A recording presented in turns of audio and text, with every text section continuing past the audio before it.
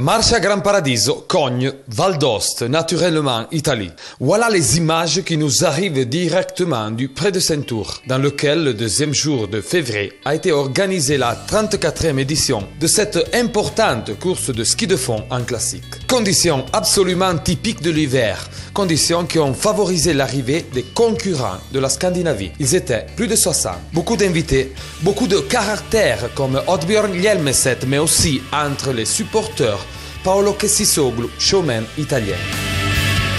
À 9h30, le peloton des 670 est bientôt prêt à partir pour la course. Il y a ceux qui cherchent de pousser pour gagner quelques mètres.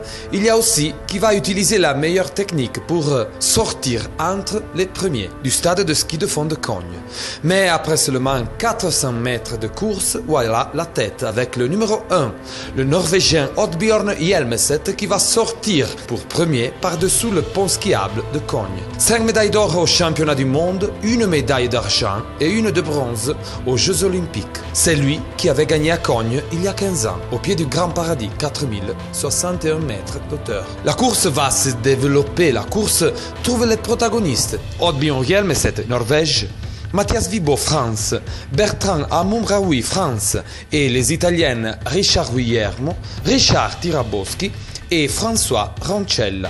Dans le petit parcours, 25 km, la victoire va donc sourire à niveau absolu à Elisa Brokar, 30 ans, de Gressin, prête à partir pour les Jeux Olympiques de Sochi. Bonne chance, Elisa. Chez les hommes, un mec du Ski Club Gran Paradiso, Mathias Trento, va gagner la course avec 1 minute 01 d'avance sur les poursuivants. Dans la classique de 45 km, Oddbjørn Hjelmeset continue à attaquer. Mais il y a en particulier deux Français qui cherchent de maintenir la tête de la course. Mathias Vibo de Chamonix et Bertrand Amumraoui, l'homme qui a gagné en 2014 la marathon de Betsal.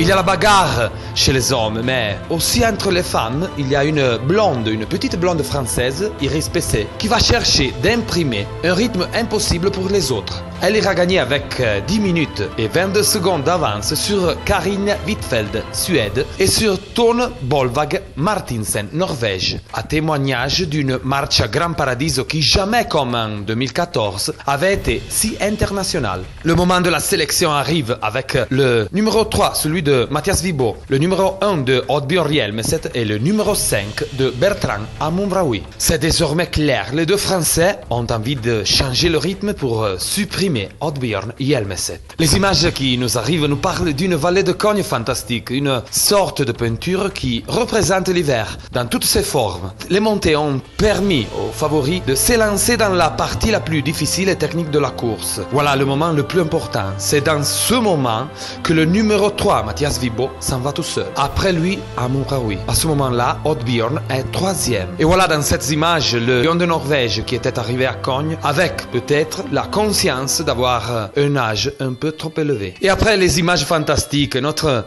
motoneige qui a pu donner des émotions particulières aux caméramans, aux supporters qui vont jouir pour la 3e victoire française chez les hommes. Après Jean Gadiolet et Alexandre Rousselin, voilà Mathias Vibo de Chamonix. Il va gagner en 2h10, témoignage d'une course très longue, mais surtout très dure. Il va donc précéder son coéquipier Bertrand Amumraoui et donc le Norvégien Oddbjørn Hjelmeset. Et voilà les interviews, les couleurs, la neige qui n'a jamais terminé de tomber, les autographes. Il y a aussi le moment pour parler, pour sourire. On peut admirer les visages des Norvégiens qui ont vécu des jours fantastiques ici en Vallée d'Ost, pour donner une valeur encore plus internationale à la course. Et voilà Elisa Brokar qui va recevoir les compliments par le maire de Cogne, M. Franco Allera. Mais surtout, cette Marcia Gran Paradiso a été l'occasion pour se rappeler d'une personne fantastique. Merci, Joël.